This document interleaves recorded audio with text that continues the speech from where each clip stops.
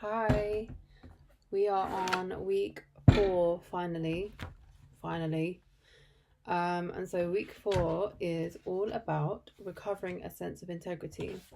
So I've just read the chapter, and to be honest, majority of the chapter just seemed like it was reassurance more than anything. And it was like a reminder of how important the pages are in the morning. And it also was talking about how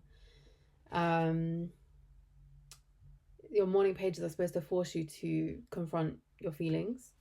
Sometimes they're stupid feelings and they're just generic. Other times they're a lot more deeper.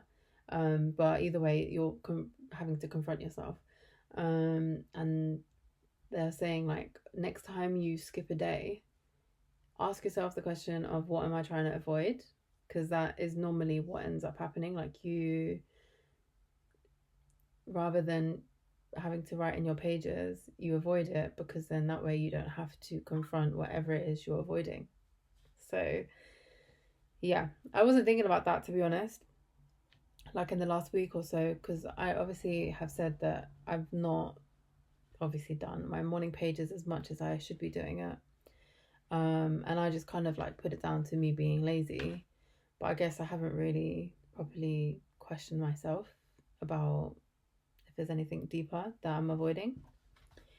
So yeah, that's something I will obviously pay more attention to now.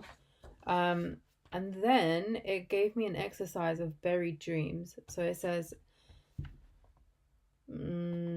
as recovering creatives, we often have to excavate our own pasts for the shards of buried dreams and delights. Do a little digging, please. Be fast and frivolous. This is an exercise in spontaneity, so be sure to write your answers out quickly. Speed kills the censor. I'll be real, I wasn't very quick, only because it was really hard for me to even think of examples and then decide if it was something that I like wanted to do or didn't want to do. Anyway, so there's 6 different tasks. Number 1, list 5 hobbies that sound fun. Then list 5 classes that sound fun. Then list 5 things you'd personally never do but do sound fun. Number 4, list 5 skills that would be fun to have. Number 5, list 5 things you used to enjoy doing. And then finally, list 5 silly things that you'd like to try once. I've obviously done that. But yeah, like even with the hobbies, I was just like, what hobbies actually exist? Because I already do a lot of hobbies. So naturally I find them fun anyway. So I didn't want to just write down the same hobbies all the time. Because I've obviously done activities in the past that have asked me about those hobbies too. So I was really trying to pick like hobbies that sound fun and like I haven't really tried before, but like, yeah, that sounds pretty fun. But they just weren't coming to mind. So obviously that took me a little bit of time. Same thing with the classes, to be fair. And then the silly things that you'd like to try at least once. I mean, I think mine were really random. Hold on. So I started off with skydiving and bungee jumping, because obviously. And then I also put hot air balloon, but then I was like, wait, that's not really silly. That's just a fun thing to want to try. So I crossed that out. And then I wrote roly poly down a hill. I don't know. And I also put going to a bougie dinner, like super, like stupidly expensive. I don't see a point in them, but like, why not just experience it once, you know? And then the final one I couldn't think of, so I just put I don't know. But yeah, so that was weird. Like, I mean, I'm learning more and more. I'm just such an indecisive person. It's quite infuriating, but anyway. So that was pretty much majority of the chapter. Then it goes on to reading deprivation. Now I think I was watching like other people's journeys with the Artist's Way, and it got to this reading deprivation and they would do a review on it. So I knew this was coming. I forgot what week it was in, but I think it's coming at a good time, to be honest. But yeah, so with reading deprivation, you're literally just for the next week do no reading.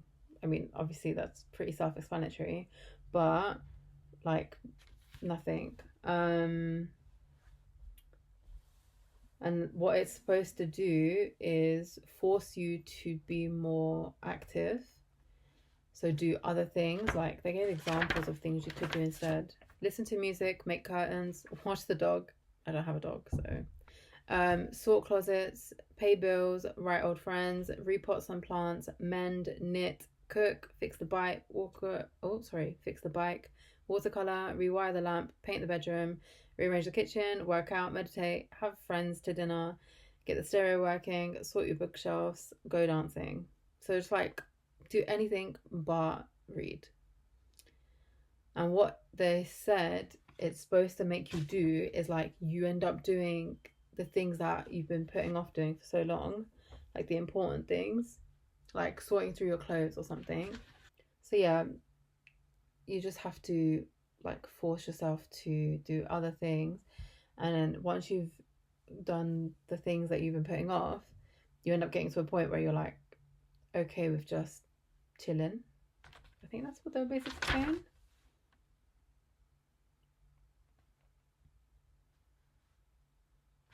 The nasty bottom line is sooner or later, if you are not reading, you'll run out of work and be forced to play.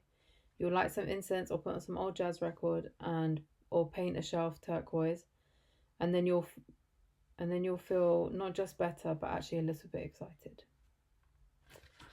I don't know. I mean, I'm going on holiday this week, so I might like do this a bit more. Like I might, depending on how the deprivation goes this week, because I'm kind of cheating. I'm not really in my own like natural environment for a lot of the week, so yeah, I don't know, we'll have to see.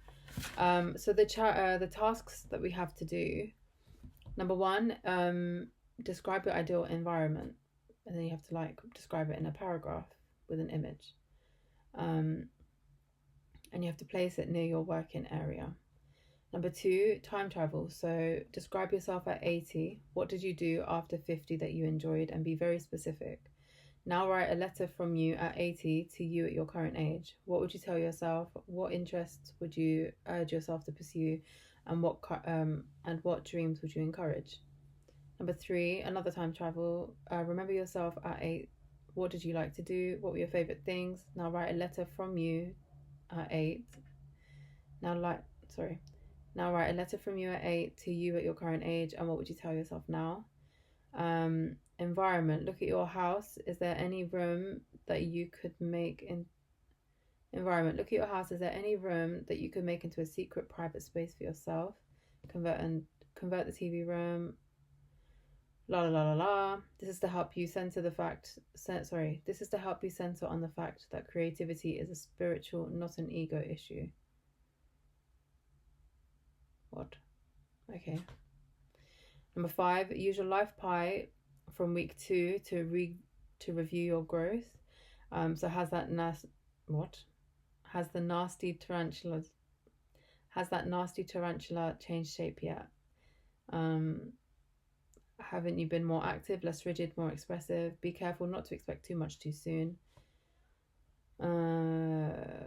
List ongoing self-nurturing toys that you could buy your artist: audiobooks, magazine subscriptions, theatre tickets, a bowling ball. Number 6, write your own artist prayer and use it every day for a week. Number 7, an extended artist day. Plan a small vacation for yourself. Number 8, open your closet, throw out or hand on or donate one low self-worth outfit and make space for the new. Number 9, look at one situation in your life that you feel you should change but you haven't yet. What is the payoff for you still staying stuck?